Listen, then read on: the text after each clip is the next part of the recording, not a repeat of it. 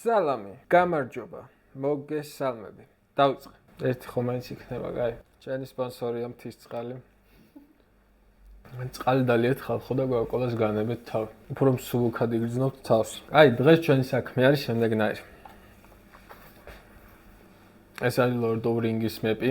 ეს უნდა ავაწყო, Naruto და Jiraiya უნდა ავაწყო და 1 2 3 4 თემა მაქვს. 4 თემა მაქვს, რომელზეც უნდა ვისაუბრო. კაჩი, ერთ-ერთი თემა გვაქვს იუთუბერი vs content creator. თუმცა ამას შუაში ვიბაზრებ და მანამდე მოდი ვიბაზროთ საჩუქარზე. რამდენიმე დღის წინ მე ვიყავი გამოფენაზე. სხვათა შორის ძალიან ბანძი გამოფენა იყო, დიდი ხანი არ ყოფილა გამოფენაზე და ეხა რაღაცნაირად ერთმა მეგობარმა მიჩხიკინა და მაგიტო გავედი. და ვიდექი ნაგვისურნასთან ყარდა, ვერაფერი ვერ გავყიდეთ და მალევე წამოვედი. მან მინდოდა ერთი ვიდეოს ჩაწერა, რომლის ჩაწერაც ვერ მოვახერხე. მინდოდა რომ ხალხში რაღაც გამოკითხვისნაირი გამეკეთებინა რა. და ეს უნდა შეხებოდა საჩუქრებს. მაგრამ მოდი შენთან გავაკეთებ ამ პირველ გამოკითხვას, ცოტათი ხო იცი? კი ბატონო.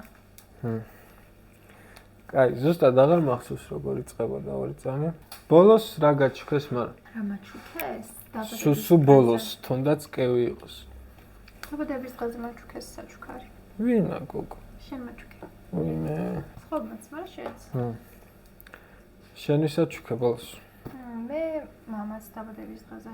რა ჩუქე? რაღაც სამშობლო რაღაცების ნაკრები. ვაჩუქეთ რატო არ თქვა? შენ რა ჩუქეო და მე ვაჩუქე და შენ საჩუქე.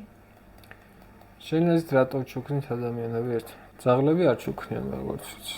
რატო არა? შეიძლება კარგი ძველი იყოს და წაუღოს თავის თბილობაში. არ მინახე ეგეთ. ძირითად შემთხვევაში მალავს. იცი რა შეიძლება? გინახია მიწაში რომ ინახავს რაღაც საჭმელს. სულ მიკვირდა ხოლმე, მაგრამ რაღაც იმას რო დაითრევდა პურს რა უნდა მიწაში ხო ფუჭდება. და სოფელში რო დაითრევდა პურს და ეგრევე მარხავდა დიდი. ნუ ალბათ ინახავს რა. მაგრამ ვერამთ რა გონიერ სტრატეგია მე თუ მკითხო.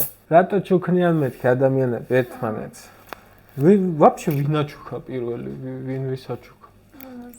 მაგრამ საჩუქარის სიტყვა რატო გაჩნდა?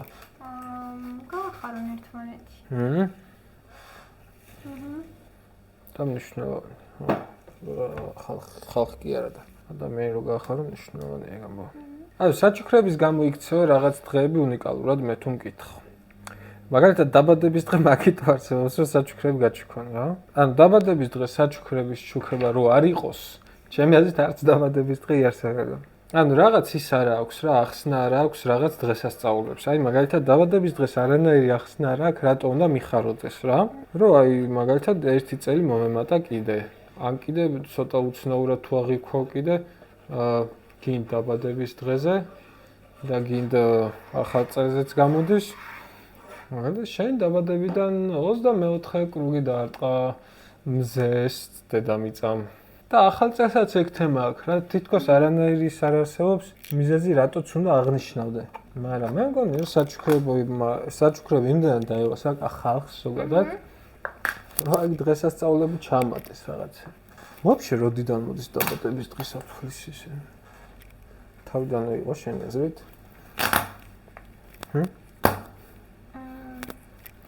ხო? არ ვიცი ვინ აჩუქა პირველად ვის და საიდან წამოვიდა. როდის უნდა აჩუქა ადამიანს საჩუქარი? მაშინ დაბადების დღე. როცა მოწყენილია და გამხიარულო. როცა რაღაც აღსანიშნავი მოხდა. და საერთოდ ყველაზე კარგი იქნება თუ ისეთ დროს აჩუქებ. კაი, ვის არ უნდა აჩუქო? ცუდ ადამიანს ვინც ცუდი გაიგეთა. ისე ვიღაცამ ცუდი თუ გაიგეთა. და შენ საჩუქარი აჩუქე. ეს ხო ნიშნავს რომ შეიძლება ეს ცუდი ადამიანი სიკეთისკენ შემოაბრუნ ან კიდე ბოდიში მოგიხადოს. და შერიგდეთ. ცუდი გაიგეთა. ახლა თუ მოკლა არ უნდა აჩუქო. თუ მოკლა როგორ აჩუქო? აჩინო ნაცარი უნდა აჩუქო. ნონსენსი ვარ მე მგონი უკვე და ის ნონსენსი ვიდეო გამოვა. არა, ეს ავაწყო და დამთავრდება, და ის მეორეს რო აწყობ, ის უკვე მეორე ვიდეო იქნება? მე ვიცი. თქვენც იფიქრეთ ხალხო რა, რატო არსებობს საჩუქარი და ამის იდეა საიდან მოვიდა. და მეთანხმებით თუ არა იმ ამბავში რომ დაბადების დღე და ახალი წელი საჩუქრების გამო არსებობს. შობას არ ვეხება. შობა არსებობს, იმიტომ რომ არსებობს. აიგნო. ძალიან ღირსეული კორესპონდენტი იყავი. მომავალში ვის ფიქრობ რა საჩუქარი?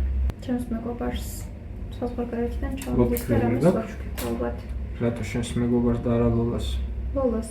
იმიტომ რომ ხალხმა არ იცის ლოლა ვინ არის. შენ იცი, მაგრამ ვეთყვი, ლოლა არის ევროპელი ქალი.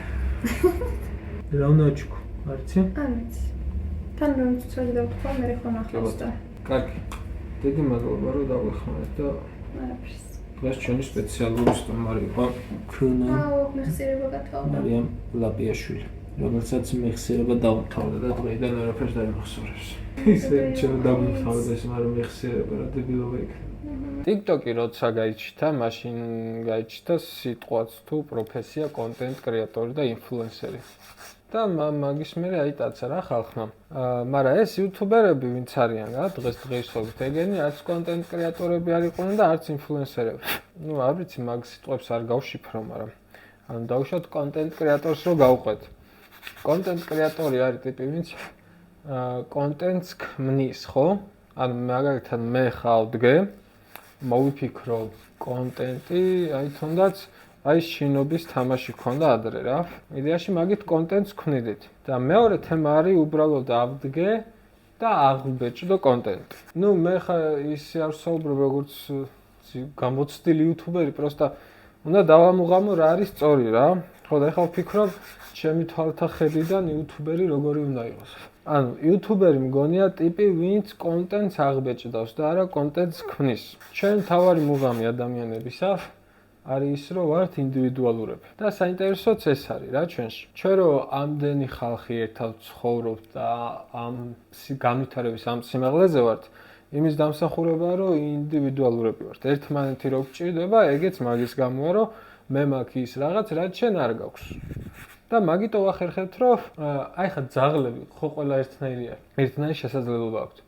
და ვინაიდან ადამიანები სულ განსხვავებულები ვართ. ამიტომ როცა ამდენი განსხვავებული შესაძლებლობა ერთიანდება, არ აქვს მნიშვნელობა რა კუთხით ერთიანდება. აი მაგის გამო მაგარი რაღაცები ხდება. თუნდაც აი ის, რომ კაცობრიობა მოახერხა და ამხელა корпуსები გვაქვს. ხო და ეხლა თუ გავყვებით ამას, რომ ინდივიდუალიზმი ადამიანის მთავარი ფასეულობა. მაშინ კონტენტის შექმნა მე მგონი აღარც უნდა გჭირდებოდეს. აი YouTube-ზე რო ხარ. თან მithumetes როცა ვიცით იუთუბერები, ან ვინც უბრალოდ თავის ყოველდღიურობას გადმოსცემს და მაგით არის, აი რა ვიცი, სპიდი. ანუ ეკო კონტენტს არ ქმნის. რავი ტიპია ეგეთი, რომელიც ცოტა ურევს და თავის ყოველდღიურობას აღბეჭდავს ლაივზე. ხო და მე მგონია, რომ ეგ თემა უნდა იყოს რა. აკეთე ისე რა ისი კეთებაც გიყვარს, უბრალოდ ამაზე გადაიღე ვიდეო. და წესით სადღაც მანდ უნდა იყოს თავარი გასაღები. როგორ შეიძლება გაიქაჩო, იმიტომ რომ აი ვინები ვთქვა. კაკო რასაც აკეთებს. მე ვიცი რომ კაკო დამოგზაურობდა ისედაც. თან რავი რო უყურებ როგორ უსწორდება ტიპი აი ცალკე მაქვს, ანუ უბრალოდ იმას აღბეჭდავს, რაც ძალიან უსწორდებოდა. ეხლა ნუ YouTube-იც უსწორდება და რაღაც ორივეს ძალიან მაგრად აკეთე. ჰიტა პროსტა ხო იმებს იღებს, ლოგებს იღებს, მიმებს იღებს. თან თვითონ იძახის რომ ეს არის ჩემი კომფორტიო რა, ანუ რო ავდგეო, დავჯდეო, გადავიღო რა. მახარაც ეგეთი ტიპი არის მე მგონი, მაგიტო გაიქაჩა. და აი ვინც კონტენტს ქმნის, წესით ეგენიც არა, ხო ეგენიც საკაიფოდ იქაჩებიან. მაგრამ მაშინ OG იუთუბერი არის, ვინც კონტენტს კი არ ქმნის, კონტენტი არის და აღბეჭდავს.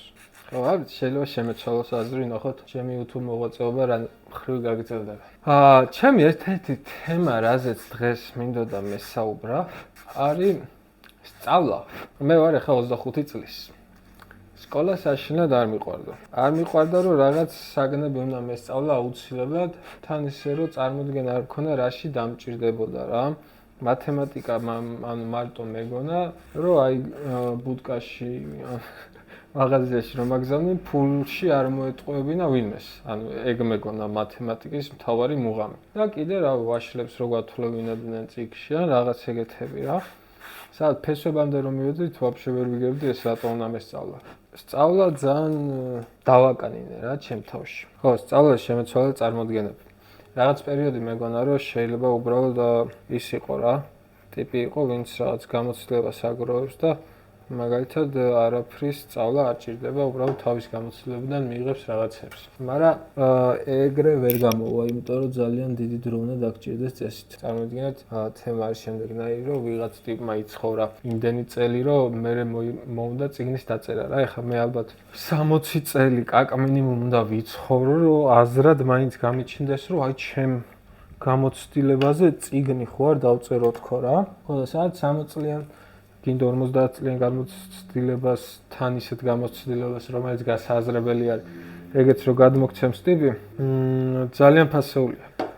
ოღონდ ჩვენ ისე გვაწვდიან მაგიმებს სასწავლო მასალას, რომ სწავლა აღარ გინდება. ეს პერიოდი ძალიან ვფიქრობ ვაჟა-ფშაველაზე, შოთა რუსთაველზე, ბევრ ქართველ მწერალზე, ვინც საკმაოდ ჭკვიანები იყვნენ და აუ სკოლაში პროსტა მაგრად მეკიდა რა და არ ვიცი რაღაცნაირად ისე უნდა ვქნა, რომ გულიანად ჩაუჯდე და გავიგო თან რისი თქმა უნდა და იდეა ჩვენთვის ხო? ანუ რომ ამდენ ხანს რო შემორჩა წესით ეგ ხო იცოდნენ. მომავალი თაობისთვის რაღაცების დატოვება უნდა. ხო და ეხა სად ვარ მე მისული რა. ჩვენ ხო ამებს ყიდით რას ვაკეთებთ. ხო და ერთ-ერთი მაგარი საფეხური გაყიდვების ამბავში არის ის, რომ შენ შეგიძლია შენი ცოდნა გაყიდო. თუ ეს ცოდნა ფასეული არის. და მე პირველად გამეჩნდა ესეთი შემთხვევა, რომ ეხა მალე ჩემ ცოდნაში ფულს გადაიხდიან და იმ ბიჭს ვასწავლი, როგორ უნდა გააკეთოს 3D პანელები.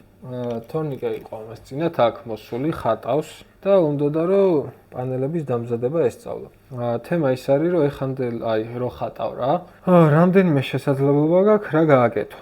ყველაზე კარგი ვარიანტი შეგიძლია რომელიმე კომპანიაში ან გეიმინგ მიმართულებით უნდა იყო, ან მულტფილმებთან ახლოს, ან ანიმეებთან, რომ შენი ხატვა გულიანად გამოიყენო, ან კიდე იმდენად ცნობილი გახდე, რომ შენ ნახატებს პირდაც ფასი დაედოს რა. პროგრამაში რო ხატავ, მე მგონი ცოტა ნაკლებია შანსი, რომ ტილოს როგორი ფასიც აქვს, მაგ ხელა დაედოს რამენაირად. ან დღევანდელი ხელოვნება კი ხედავთ, საითმიდის ბანანი გახდა, ხელოვნება განაცვალეთ. მაგრამ შეიძლება ვერ ვიგებთ ჩვენ, მაგრამ უბრალოდ არ გვესმის რატო ეს ხელოვნება. ხო და დღეს შეუძლია ესეთი რაღაცა გააკეთოს, რომ ან რამე მაგარ კომპანიაში მოხვდეს, ვისაც ხატვარი ჭირდება.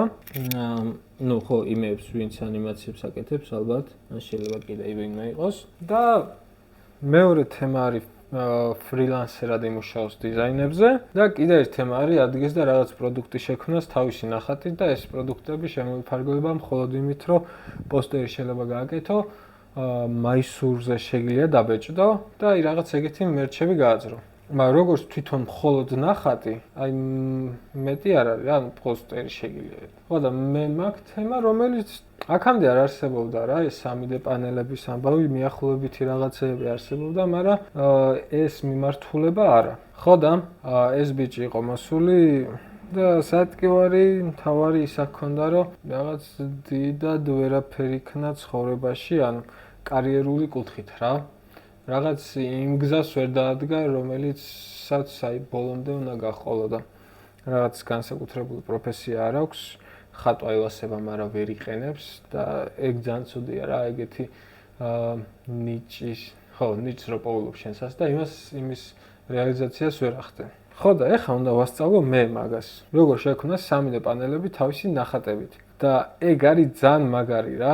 ის პერიოდი, როცა ანუ ეგ თემა გამეჩნდა, ძალიან ბედნიერად გრძნობდი თავს, რომ დავამუღამე, ანუ შემიძლია ვიღაცას რაღაცა ვასწავლო ფასეული, მე იმან ამით ფული იშოვოს და პლუს შემეცვალა ის წარმოდგენა, რომ რაღაცა რო იცი, მარტო შენ თუ იცი, აი ეგ არის მაგარი.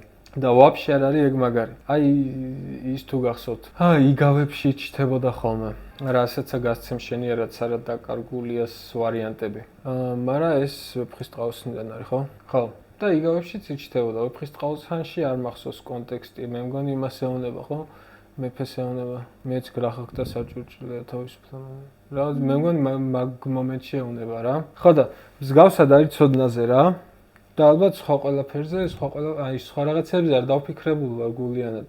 ფულზე მასი არის, ცოდნაზე მასი არის, მარტო შენ თუ იცი, გწოდნია, გინდა არ გწოდნია რა, ანუ თუ არავის უზიარებ და შენთან ერთად ყვდება ეგწოდნა. სხვა რაღაცებზე წეს თუნდა გავრცელდეს, რაღაც უნივერსალური უნდა იყოს რა, შეგონება თუ დარიგება. მაგაზე თქვენი ფიქრეთ, რაზე ავრცელდება. ამიტომ ძალიან მომწონს ჩემი დღევანდელი მდგომარეობა, როცა ვამუღამებ, რომ რაღაც ცოდნა უნდა გავცეთ, ან მე სულ მინდოდა რომ ბავშვებისთვის მესწავლებინა. ეხლა ბავშვის სწავლება არ გამოდის, მაგრამ სწავლება ხო არის და ალბათ უფრო სწავლების მოღავი მქონდა ვიდრე ბავშვებისთვის სწავლების.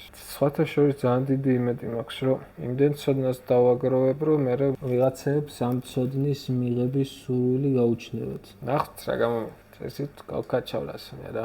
მე მინდოდა გულწრფელობაზე მესაუბრა, მაგრამ დიდი დრო გავიდა მას მერე რაც ვიდეოს ჩაწერა დავიწყე. ამიტომ ძალიან არ გავწელოთ ეს ვიდეო და ეხლა დავასრულებ ამის აწყობას, მაგას შეგახედებთ და მაგით მოვრჩეთ ამბავს რა. აქ წერია not all chose who to ru. ანუ ვინც დახეტიალობს, ყველა დაკარგული არ არისო, ასე გვეუბნება ეს ტიპი. არ ვიცი, ვისი ნახატი არის, შეიძლება ალბათ ეს ფრაზაც ლოტრიდან არის. თუ ვინც დაახატა იმის ნაწერი, არა, ნაკლებად მგონია მაგის ნაწერი. წეგან ვიფიქრე ამ ფრაზაზე, მაგრამ ვერ გავიგე რას ნიშნავს. მაგრამ ერთ რაღაცას ის ცოტა წავედი რა. ვინც დახეტიალობს, ყველა დაკარგული თუ არ არის, ესეთი თემა არის. ანუ შენ თავს თუ კარგავ, მაგ შემთხვევაში შეიძლება მე ჩათვალო, რომ ხეტიალობ რა.